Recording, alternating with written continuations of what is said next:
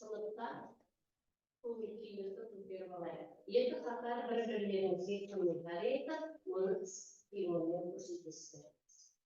Биыл 15-ші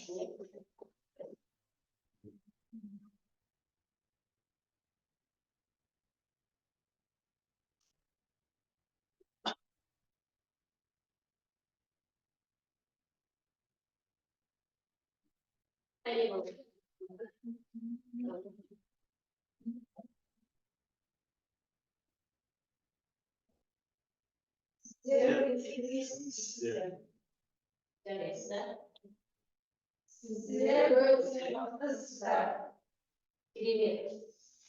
Kelimet olarak ekranı.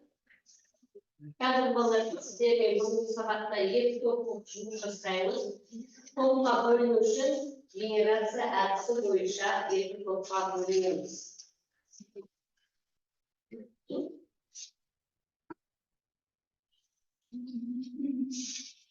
Ne balığı yedi topluma bölümünde aranızda kayıt toplumunda ortalarında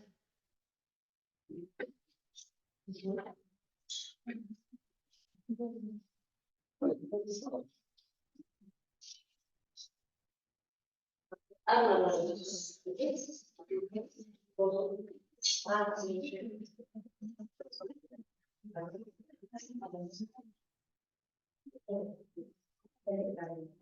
Первый момент. YouTube жұмысша сайты. Бұл балалардың бағалау шкаласына назар аударыңыздар.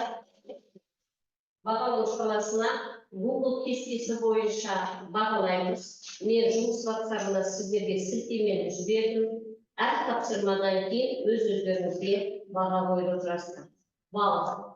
Ең ұпай саны, ең жоғарғы ұпай саны, ең төменгі саны. Әр тапсырмадан кейін балдарыңызды ескестер қоясыздар. Сабақтың соңына дейін барлық күнделікте ол балдарыңызды енгізеді.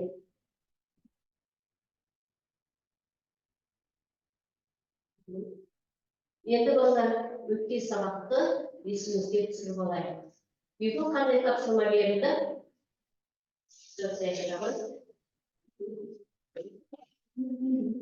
Жәрдем өтештің жалғыз поэмасына өзіңізге маған түсініп жатыр. Жақсы. Балалар әр топтың алдында микрофон жатыр. Байқасаңыздар, еркін микрофон әдісі арқылы үзінділеріңізді жазған мәнерлеп отырсыздар. Енді өткен сабаққа ой жүгіртіп алайық. Үйге берген тапсырма. Жасайық. Жәрдем өтештің жалғыз поэмасынан өзіңізге маған жерден өзіңізді жатқалы. Дұрыс айтасыз. Балалар әр топтың алдында қарап отырсаңыздар микрофон жатыр. Еркін микрофон әдісі бойынша жаттаған үзінділеріңізді мәнерлеп айтыңыздар. Қайда микрофон кімде? Жасайық. Жәрдем өтешұлы жалғыз поэмасы. Жалғыз арқа жалғыз оқ, жалғыз құстың басында. Селк етпейді боранға, селк етпейді жасынға. Мұңлы қоңыр жанары бір жанады бір үшін. Жақсы. Жалғыздырады. Қайда? Жалғыздықтың тозағын сатқан жалғыз мен емес, жалғыздар бірақ көп емес. Ақындары ағаштың шеттерінен қызыл жоқ, жер бүрсең ұздап жанады. Шабыты жоқ, оқыс жоқ, қара шаңырақ қағаны, мұқасы молдырған жан, үйренсең де отыздап, сен де жалғыздырасың. Және Қиялтырар қақылшын, пайдасыз айтқа жауап еді, сен де жалғыз батырсың, ербалкен мұңы шәулеті. Көңілде бар көпті иткүл, айтыла бермес көп жерде, өмір жалғыз болғансың, екеу емес өлімде. Өз көзіммен көргем жоқ, себебі әлі көргем жоқ. Тозақ жалғыз деседі, жұмақ жалғыз деседі. Бір құжаттың ішінде екі қылышты емес, айтарым бірақ бұл емес. жарайсыз. Айбек. Микрофондаңыз. Күн жалғыз бол жалғанда, қара жер жалғыз қашанда. Адамның жетпес ақылы қолдан оны жасарға қайран. біздің сарыарқа сапынан алтын сапырған, қайран, біздің жетісу топырағы құт шақырған, қайран, біздің қарағауыл тау көшірген, қайран, біздің атырау мұнайын қыздай ұзатып елме дейін өсірген. Жарайсыз, керемет. Аяжан. Бұл заманда күн жалғыз, ақ бойықтай ай жалғыз, айдан нұрлы күн жалғыз. Жарқырап тұрған шолпан да жалғыздықты сезінер, таң атқанда көзіне. Жыр боп мәңгі жастарға, абай жалғыз қашанда, абай жалғыз болған соң екеу емес мағжанда. Аспанды бұлт торлайды, жалғызсың жер сорлайды. Махамбет жалғыз болған соң тұлпар екеу болмайды. Махамбет жалғыз құбылыс, Исатай оқыс бұрылыс. Ажайып көлдің жасындай, қарай топырақ бір уыс. Тамыш. Ата жырау Ақтанбердің аузымен, қасқылдақтың қанымен жіберейін ұшқып, ош тағыда ұшыртпақ. Фариза қыз, өмірде ақындар бар жалғыз, жалғыздармай, рухани болмыздармай. Мамыздарды, жалғыздарды, жарға қамалап, сарвайымға салғызба құдай. Тұз уатқан кесаптай, ағарса да қастарын, ағарса да шаштарын. Жарайсыз. Абай. Жалғыз ата жалғыз ұзын басына серт етпейді бұраға, серт етпейді жасына. Жақсы. Нұржан. Кешір мені тауларым жалғыз болғасын, қосылмады тастарым араласпады бастарым. Жұртылып тұрған жұрт етеу, құлшылып тұрған құт жалғыз, қалам шексіз әменде, кіндік кескен жұрт жалғыз. Жалғыздықтың азабын тартқан жалғыз мен емес, жалғыздықтың өзінің сезбеген ел емес. Азия сенде жалғызсың, Еуропа сенде жалғызсың. Бостандық шындық ақиқат, сендер де мендей жалғызсың.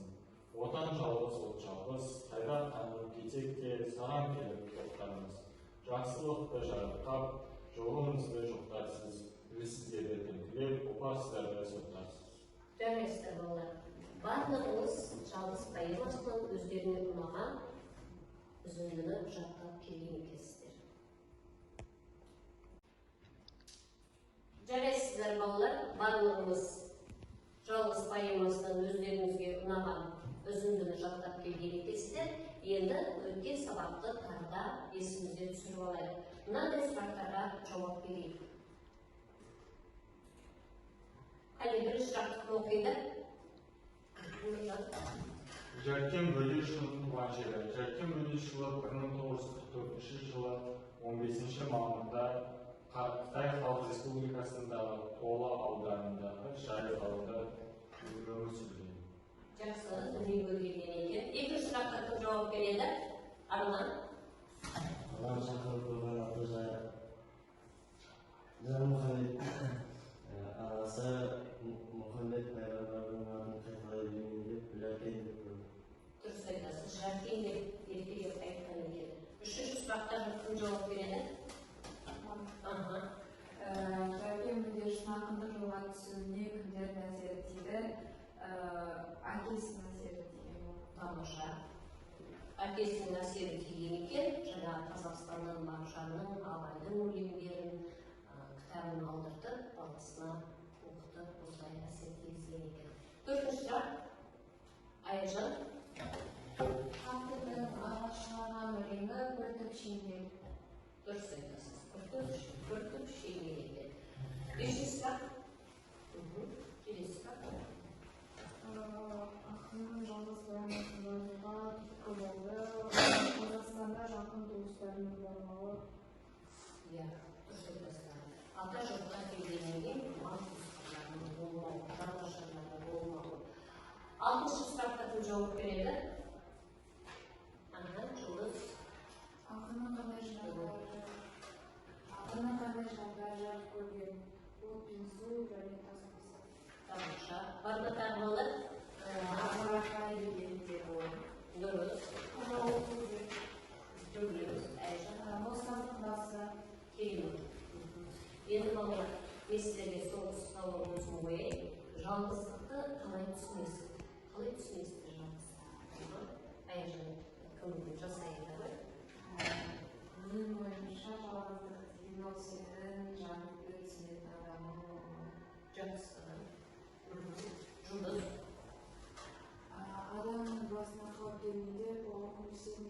Dürüst aytasiz, Ayirjon.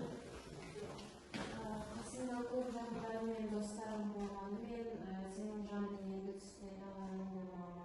Иә, нақты жаныңды түсінетін қарағанымен болмауы. Тағы бар ма? Мен жалғыздықты өзін-өзі дамыту деп түсінемін. Тамаша. Адам балалар жалғыз болғанда ой келеді екен, әртүрлі ой келеді екен. Содан да ақылдық қасиет болшы. Жарайсыздар балалар. Енді балалар бүгін өтетін жаңа сабағымыз қазақтың бір туар ақыны Жәркен Бөкештің жалғыз поэмасын жалғастырамыз. Бүгінгі сабақта шығармадағы кейіпкерлерді жинаққа даралаймыз. Экранға назар аударыңыздар. Бейне таспаны мұқият тыңдайық. Жалғызсырау. Кімге бар мұңша, кімге бар басымды өткір айтасың, сораңса ешкім болмады. Жалғыз екенімді білді. Сондықтан жалғыз деген қайда жазды. Жоғалтпасам қайда, кәні қайран әкем, әз анам. Жарық күні көрген ғой, мен солақтан жаралар. Жоғалтпасам қайда, қыздар құшақтасып гүл кешкен, жоғалтпасам достар қайда, жаны құрбы күрескен. Жоғалтпасам қайда, қайда, қырт аяғым шорғатай, ертелі-кеш екі бала алма кезекпен кезген. Міне балалар, Жәркен Бөкештің жалғыз поэмасынан үзінді тыңдадық. Жалғызсырау. Қазір оқулықтағы бірінші тапсырманы орындаймыз. Оқулықтағы 137 және 141 бетті ашыңыздар. Хрестоматияның Павелком әдісі бойынша балалар біздің жұмыс WhatsApp-ымызға мұғалім сіздерге сілтеме жіберді. Сол сілтемеге кіріп тапсырманы орындаймыз. Тапсырманың мақсаты не балалар? Шығармадағы жалғыздық символдарды анықтайсыздар және себебін жазасыздар. 3 жалғыздық символдарын анықтауға болады. Оқыңыздар бәріңіздер.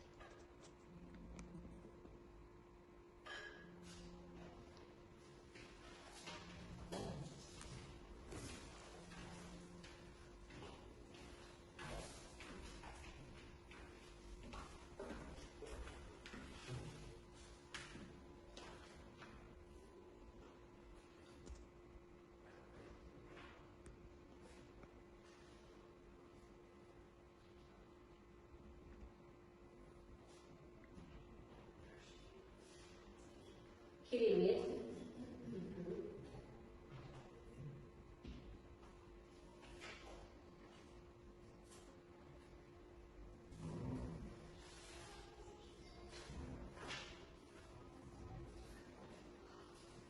Şu dedim bana. Üç aldım.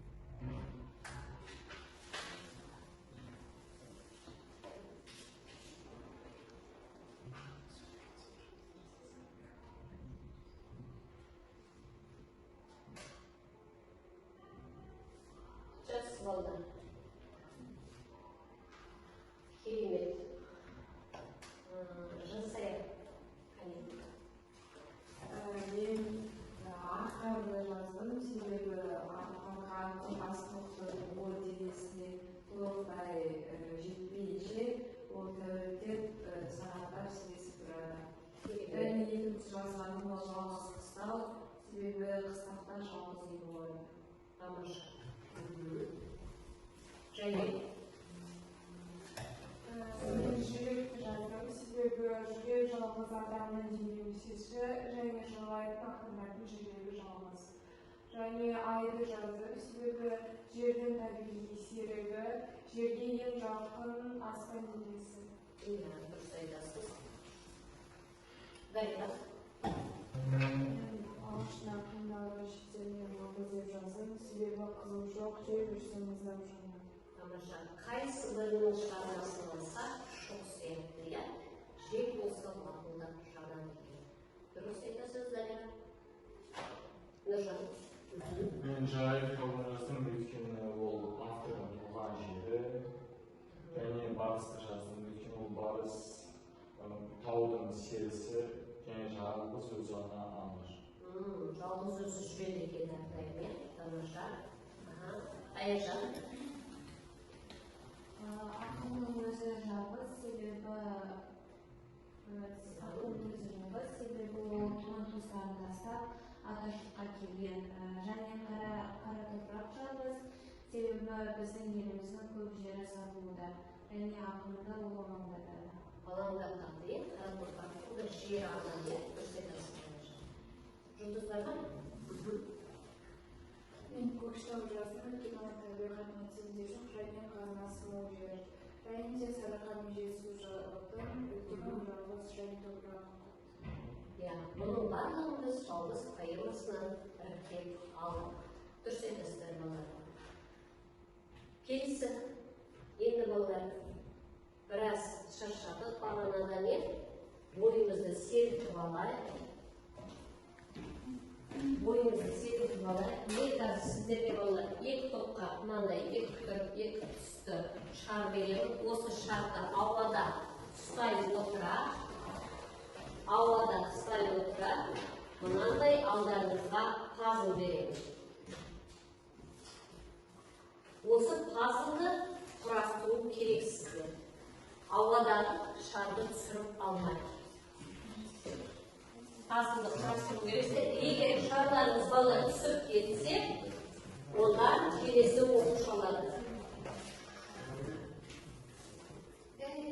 Түсіп кетті. Келесі ойыншы, жындар. Көмектеспейміз.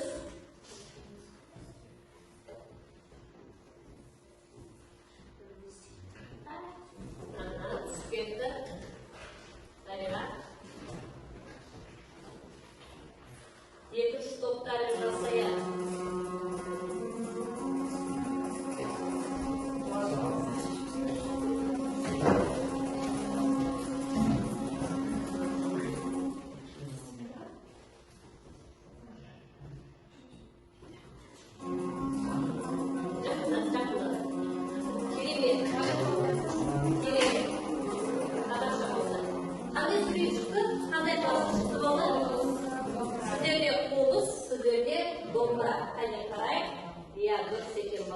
Бұл да бізде жалғыз поэмасында, Жәркен Бөкештің жалғыз поэмасында кездесетін жалғыздық символдардың бірі екен. Тамаша балалар. Келесі тапсырмаға назар аударайық. Келесі тапсырмамыз балалар, екінші тапсырма топтық жұмыс. Топтық жұмыста балалар сіздер поэмадағы кейіпкерлерді анықтайсыздар, жинақтайсыздар, және оны автор неге жалғыздық қатарына енгізген, ол авторлардың неге жалғыздық қатарларына енгізген.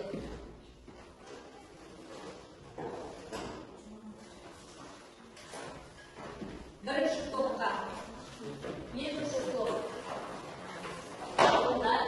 бірінші топ,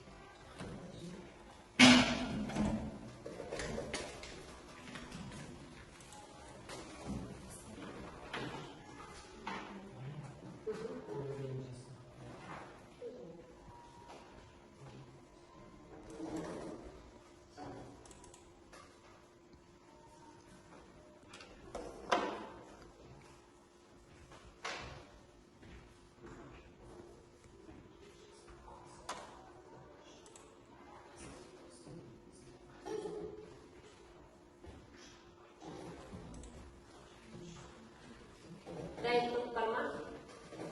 Vakitleriniz.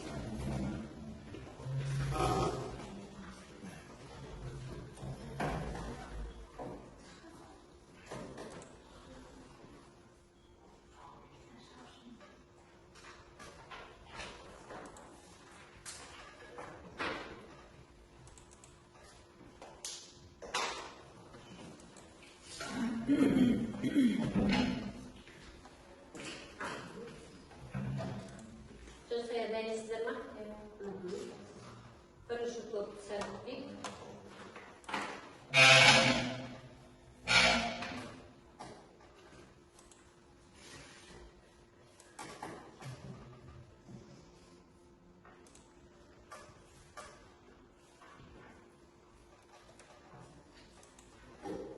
Şöyle istedim. Olun sırma. Söz geçeyim, 70 topla vereyim, karışıklıkta.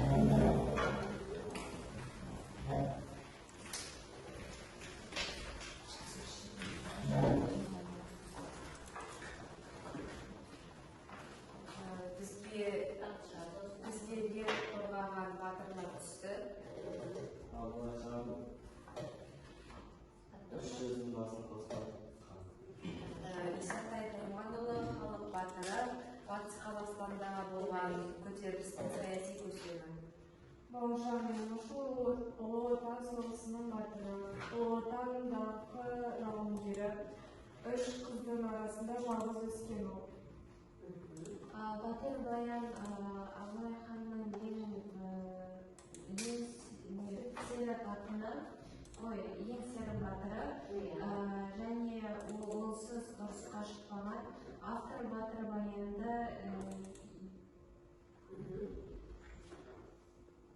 Батыр Баян Абылай ханның ең сері батыры болған. Жақсы. Түйін бар ма? Қорытындылай келе, ақын осы батырлардың батыр арқылы өткен тарихымызды жырлаған, себебі бұл тәуелсіздік бізге оңай келген жоқ. Батырларымыз қасық қаны қалғанша найзаның ұшымен алған жеңісіміз болмақ. Тамаша. Қош келдіңіз. Келесі топ. Бірінші топ болады.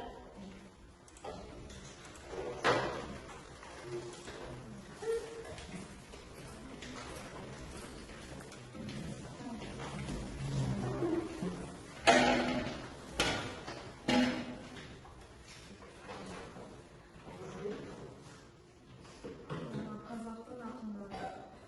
Абай дара, Абай дана қазақты. Атадан алтау, анадан төртеу болса да рухани жалғыз болған кісі. Шәкәрім Құдайбердіұлы Абайдың замандас інісі болған, жастайынан жетім болған ақын, философ, тарихшы болған. Фариза Мұғасырова, поэзия падишасы. Мұқағалидай бар ақын өз бақыт ел деп айтты. Тамаша. Сұлтан Махмұд Торайғыров. Ал Сұлтан Махмұд Торайғыровты неге жалғыз деп алған?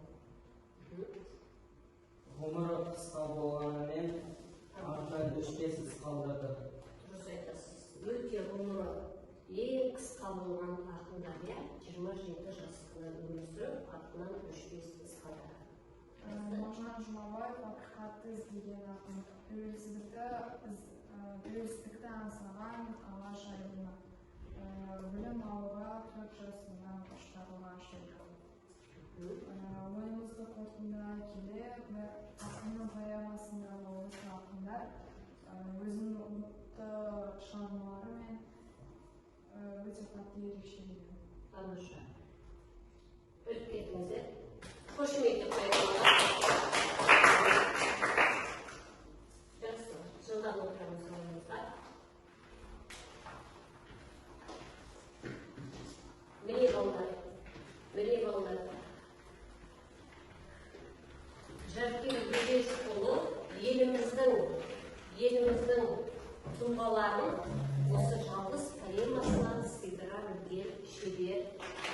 мекен ақын екеніне тағы бір мәрте көзіміз жетті.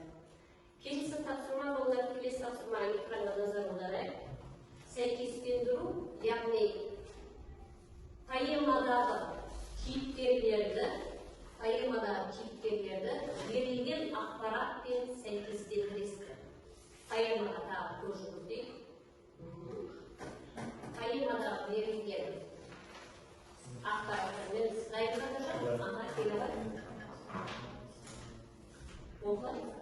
Батыр баян.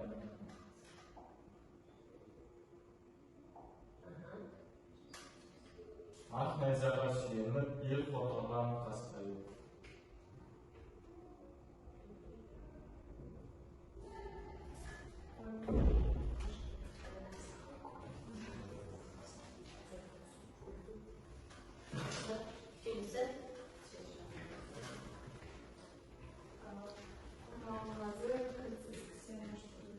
Маша, осылай шумаған романдағы кірсіз сен аштырды деп. Келесі, жасайық.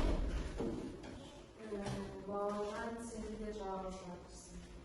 Тақтығы Бауыржан, сені де жалғыз тартырсың. Аяжан? Кез болып нақсын жасарға алған жалғыз қашанда. Тамаша. Амағана? Келемін және?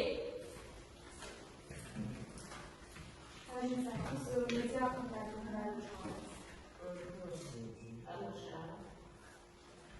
Ең соңғы қалды? Жұмшар? Барамыз.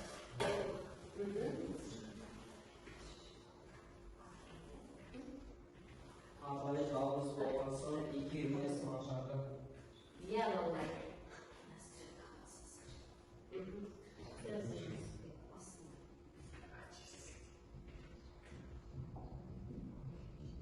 Міне болды, дұрыс айтасыздар. Яғни кейіпкерлерді поэмадағы ақпаратпен еске алдық олар, сәйкестендіре алды. Енді болды, біз бұл жалғыз поэмасын 4-ші сабақта отырмыз. Сондықтан сіздердің ойларыңызда жүрген сұрақтарыңыз бар деп ойлаймын. Қазіргі тапсырма кейіпкермен сырласу. Ыстық орындық қоямыз сіздерге. Сол ыстық орындықта отырып ақылға қояр сұрақтарыңыз болса. Қайын жан келе ғой.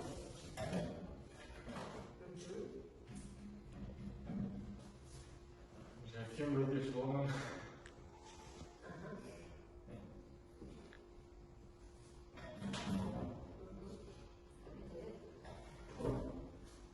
Жәкем бөдеш болған өмірге деген өкініші бар ма деген сұрақ қояр еді. Тамаша. Жауап балалар сіздерден болады, себебі бізде Жәкен Бөдешұлы ол дүниеде сіздер білесіздер. Сұрақ сіздерге. Қайын, жасайық ғой. Мен ойымша Жәкен Бөдештің ешқандай өкінбейді, себебі ол ата жұртқа келіп, осында отбасын құрып, көптеген туындыларын жарыққа шығарған болады. Тамаша. Келесі тапсырмамыз балалар кейіпкермен сырласу. Ойларыңызда жүрген сұрақ болса, кейіпкерге қоюларыңызға болады. Яғни Жәкен Бөдешке. Келе қойыңыздар. Ыстық орындық әдісі арқылы Нұржан ортаға шақырдық. Шықты Нұржан сұрағымен. Жәкен Бөдешұлының өмірге деген өкініші бар ма деген сұрақ қояр еді. Тамаша. Жауап сіздерде болады балалар. Жасайық. Мен ойымша Жәкен Бөдеш еш өкінбейді, себебі ол ата жұртына қайтып оралып, осында отбасын құрып, көптеген туындыларын жарыққа шығарған болатын. Тамаша. Дариға. Мен Ғасен ойымен толықтай келісемін, себебі Жәкен Бөдешұлы екі жақтан өте танымал болған. Деректерге сүйенсек, Қытайдағы жерлестері оның көптеген өлеңдерін жұртқа біледі. Тамаша. Және біздің біледі, біздің ата жұртымызда біледі. Жұлдыз? Мен ойымша Жәкен Бөдешұлы өкінеді, өйткені өмірде өкінбейтін адам болмайды. Өйткені ол 25 жасында ата жұртқа қайтқанда, ол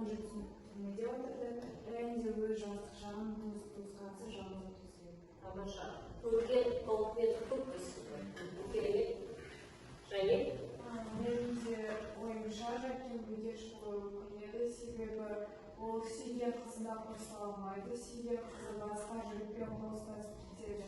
Sebebi Suriye'nin jigitinin tuğan turistleri, akşası bayılığı болады. Ал Жаркент бөдешті туған туыстары болмайды. Иә. Келе болды. Сұраққа жауап алдық. Иә, мүмкін де мүмкін, мүмкін де мүмкін. Рахмет, Нұржан, сұрағыңызға.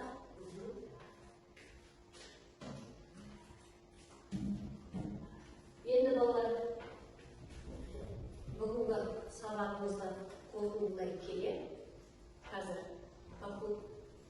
платформасы арқылы тест орындайсыздар, алған білімдеріңізді осы платформа арқылы тексереміз.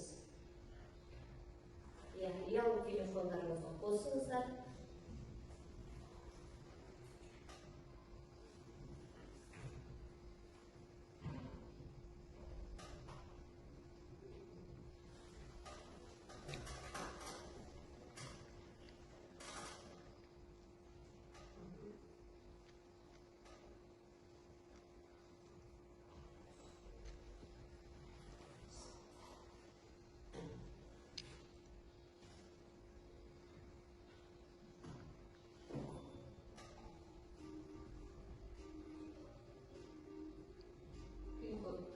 Жазасыздар.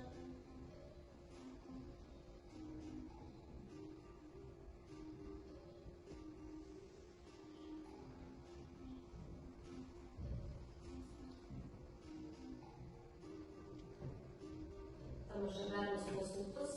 Жоқ?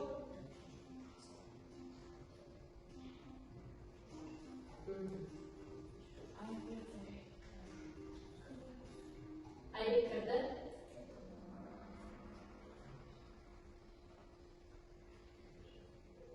Бірінші сұрақ болды.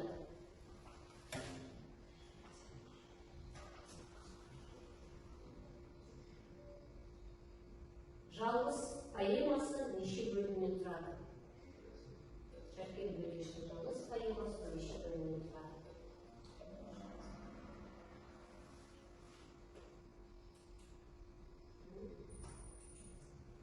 Келесі тапсырмамыз.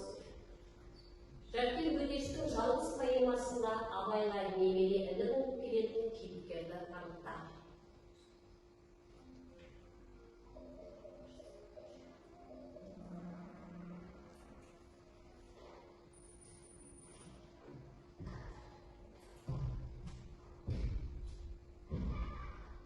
Бос орынға тиісті сөздерді қойыңыз. Жалғыз шаудым, бәрі жалғыздар. Жалғыз. Бос орынға тиісті сөзді қоямыз.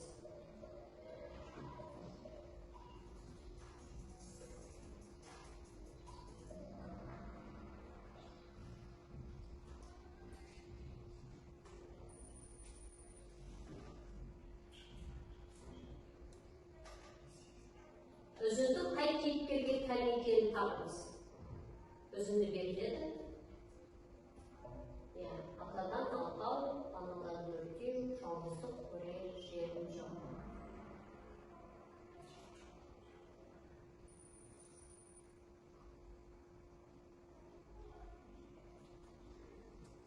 Келесі сұраққа назар аударайық. Абылай ханның ақылшысын табыңыз.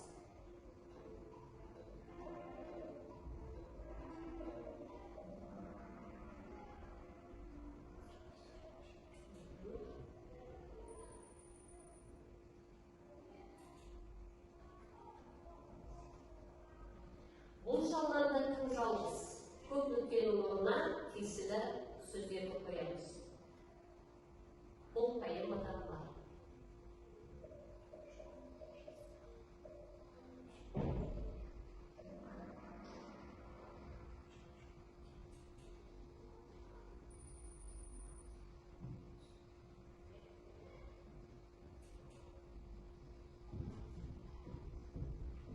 Жалғыз поэмасындағы неше құс пен жануардың атауы кездеседі?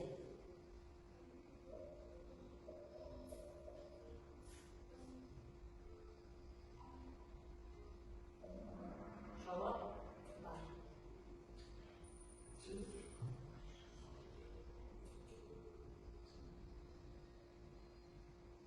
Бөдешұлы алған сыйлық.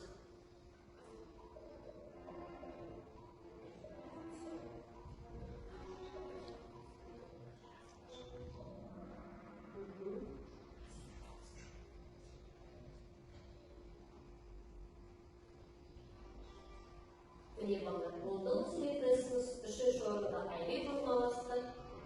Екінші орында Дариға. Бірінші орында Жан Саян. Тамаша. Кәдеш берген балдар, естейсіздер, келесі сабақта қатермен жұмыс жасаймыз. Бағалау шкаласын балдар, бағалап отырыңыздар. Google кестесі арқылы сілтеме берілген ең жоғарғы ұпай 3, бірақ мына жерде әр дұрыс ұпайға 1 ұпай қойыңыздар.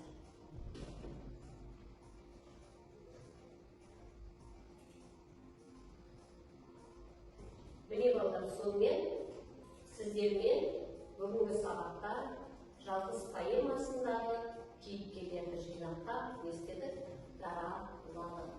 Енді үйге тапсырманы тұрып бағасыздар.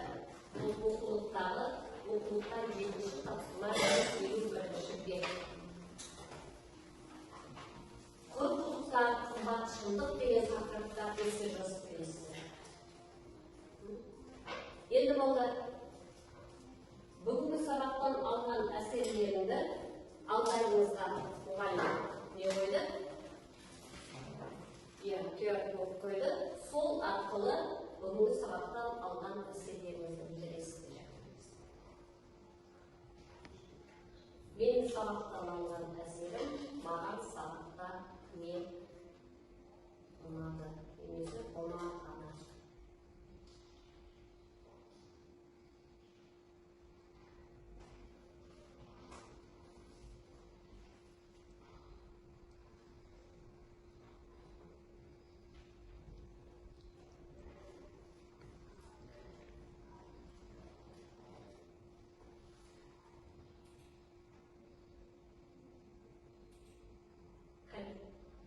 Oldu Kım okuyordu?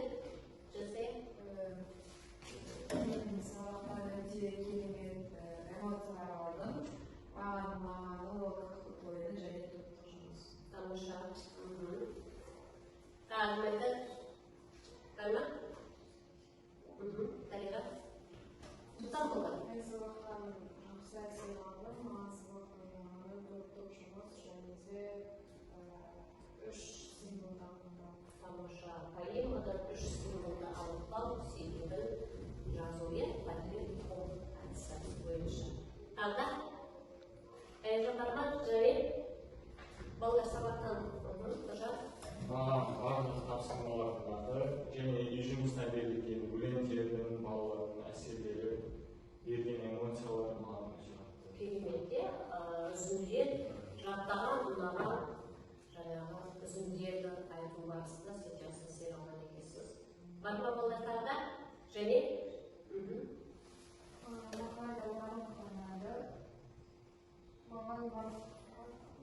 барлық тапсырма ұнады. Жарайсыздар балдар. Сіздердің бағалау шкалаларыңыздан мұғалім күнделікке міндетті түрде енгізеді. Сыныпқа кіріп өзіңіздің сілтемеге кіріп жұмыс WhatsApp-ында бүгінгі сабақтан жақсы әсер алдық деп ойлаймыз. Алдағы уақытта әлі Жаркен Бөдештің жалғыз поэмасын жалғастырамыз. Баршаңызға рахмет балдар. Баршаңызға рахмет. Қош сау болыңыз.